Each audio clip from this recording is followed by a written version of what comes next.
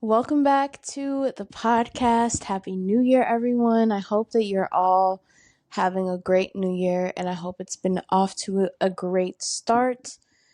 I really wanted to just kind of sit down and do a bit of a quick episode to start out, just to first say Happy New Year and also just to kind of share some of my specific goals that I've set out to achieve for the new year. So let's get into it. For me, I really made a decision this year and I've been working really hard on it to just make healthier lifestyle choices. It's sometimes really hard because over the last couple months I've been really harsh on my body, just judging my body, the way I feel in my body. And that's really rare. Like I've never really been that person. I've never been super self-conscious of myself, but the last couple months have really been a little tough for me because obviously being around the holidays, like the majority of us, I'm sure, put on a couple extra pounds, right? But for me, it's like I really have been feeling the effects of that, and I was like, I want to do better. I need to do better because I just want to live a healthier lifestyle, and so I made it a goal of mine this year to eat healthier, just do more things that can help me just be in a healthier space mentally, physically, emotionally, spiritually, just all kind of let it all align together. That has been like a huge goal of mine, is to make sure that I prioritize the things that I'm actually eating and just thinking about what it is I really want and why that matters to me now.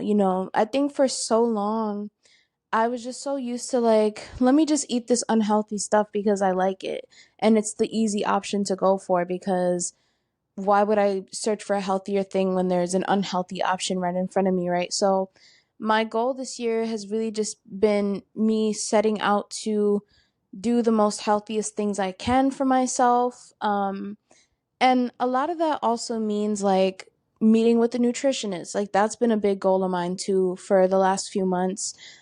Is to be able to get a nutritionist so I can have someone to really talk to them about food choices and explain to them like this is how I've been feeling and this is why I've been feeling this way. Um, so aside from that, this year has really already I feel like it's so easy for us to like judge ourselves and to feel like we've messed up because we maybe haven't been sticking to the routine that we decided that we wanted to make or build for ourselves. But I've really been trying. Like I mainly only drink water. Like literally, I always have water with me.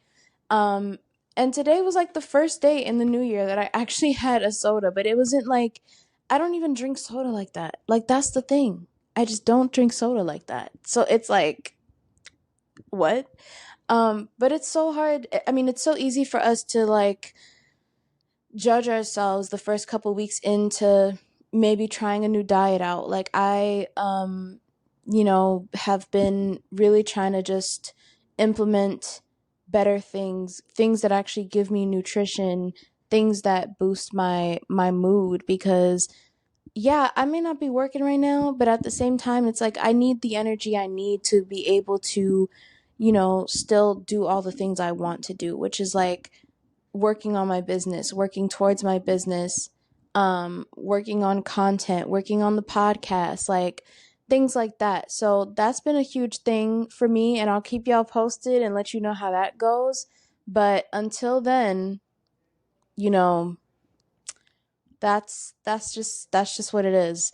Another goal of mine that I've picked for myself this year that I've really wanted to work towards is to be able to um do more things by myself. I feel like for such a long time, especially being a woman in my mid 20s, like for such a long time, I always felt like I needed to rely on a friend to like go out to a new place, like whether it was food related or just an activity. But funny enough, like I've really been pushing myself to get out and just like try to do stuff by myself. And I did for the first time this year.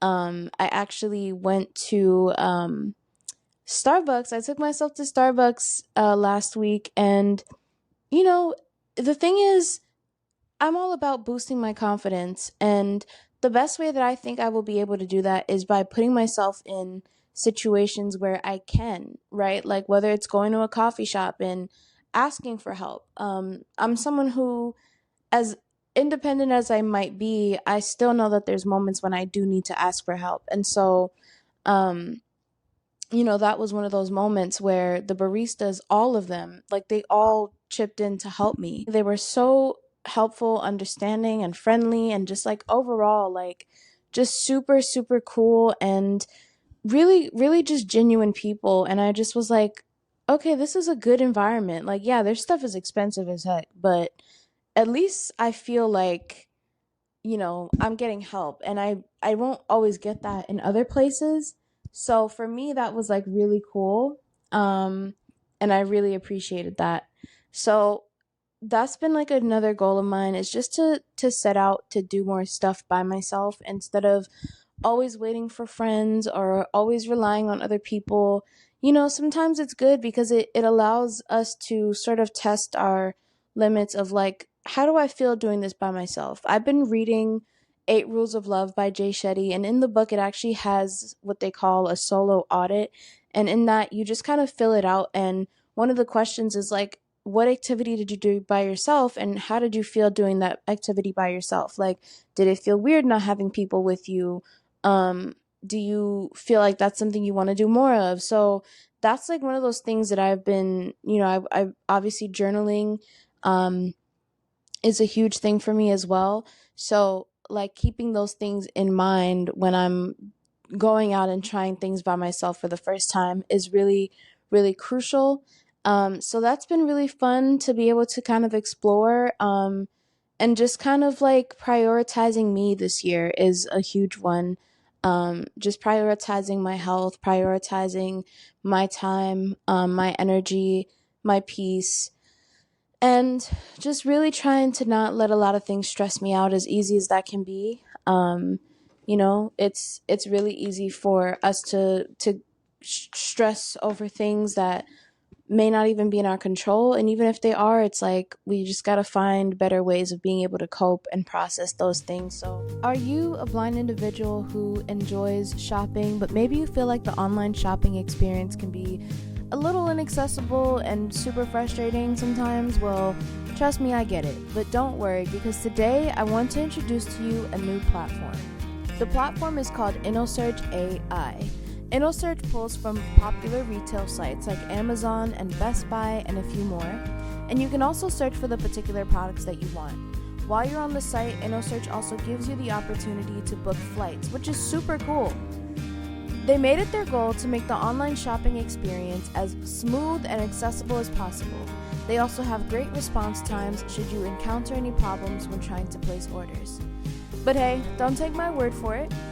If you click the link down below in my show notes, you'll get $10 off your first purchase, and you'll be able to check out InnoSearch for yourself. So be sure to let me know what you think. Thank you all so much for listening. I did want to make this just a quick little podcast just to say hi and to bring in the new year, and just to send out positivity. I'm sending everybody love. I'm sending you all positivity for this year. I hope that this year brings everybody success and learning and just great experiences. And if you feel comfortable, I'd love to hear some of your goals that you've picked out for yourself this year. Thanks for watching, and I'll catch you next time.